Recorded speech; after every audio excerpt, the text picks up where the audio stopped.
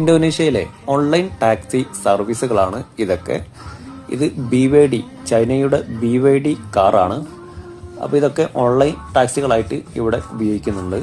അപ്പോൾ ഞാൻ ആപ്പ് എടുത്തിട്ട് ഗ്രാബ് വഴിയാണ് ഇത് ബുക്ക് ചെയ്തിട്ടുള്ളത്. ഗ്രാബ് മലേഷ്യ, സിംഗപ്പൂർ, ഇന്തോനേഷ്യ ഈ രാജ്യങ്ങളിലൊക്കെ പൊതുവെ നമുക്ക് കാണാൻ പറ്റുന്ന ഒരു ടാക്സി സംവിധാനമാണ്. ഇവിടെ ഏറ്റവും കൂടുതൽ ഓൺലൈൻ ടാക്സികളാണ് ഓടുന്നത്. ഓർഡിനറി ടാക്സികൾ വളരെ കുറവാണ്. അപ്പോൾ പലതരത്തിലുള്ള ഓൺലൈൻ ടാക്സി ബുക്കിംഗ് ആപ്പുകൾ നമുക്കവിടെ ലഭ്യമാണ്. അപ്പോൾ ഇതിൻ്റെ പ്രത്യേകത, നമുക്ക് ചെറിയ കോസ്റ്റിൽ പെട്ടെന്ന് തന്നെ നമ്മൾ ഉദ്ദേശിച്ച സ്ഥലങ്ങളിൽ എത്താൻ പറ്റും.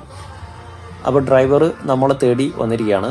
അപ്പോൾ ഈ ഓൺലൈൻ ടാക്സി ബുക്ക് ചെയ്യുന്ന സമയത്ത് ഒരു ചെറിയ ഫാൾട്ട് പറ്റി. ഞാൻ കാർഡ് ഉപയോഗിച്ചിട്ടാണ് സാധാരണ പേയ്മെൻറ്റ് ചെയ്യാറ്. പക്ഷേ ഇവിടെ കാർഡിന് പകരം, ഓൺലൈൻ പേയ്മെൻറ്റിന് പകരം റെഡി ടു ക്യാഷ് എന്ന രീതിയിൽ ഓപ്ഷനിലേക്ക് എന്തോ രീതിയിൽ മാറി സംഭവിച്ചു. അപ്പോൾ അത് എൻ്റെ അടുത്ത് വന്ന ഫാൾട്ടാണ്.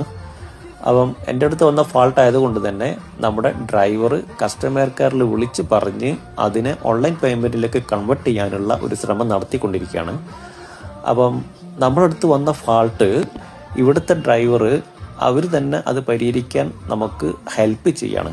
അപ്പോൾ നിങ്ങളൊന്ന് നോക്കൂ, എത്രത്തോളം റെസ്പെക്റ്റോട് കൂടിയാണ് ഇവരൊക്കെ നമ്മളോട് പെരുമാറുന്നത്.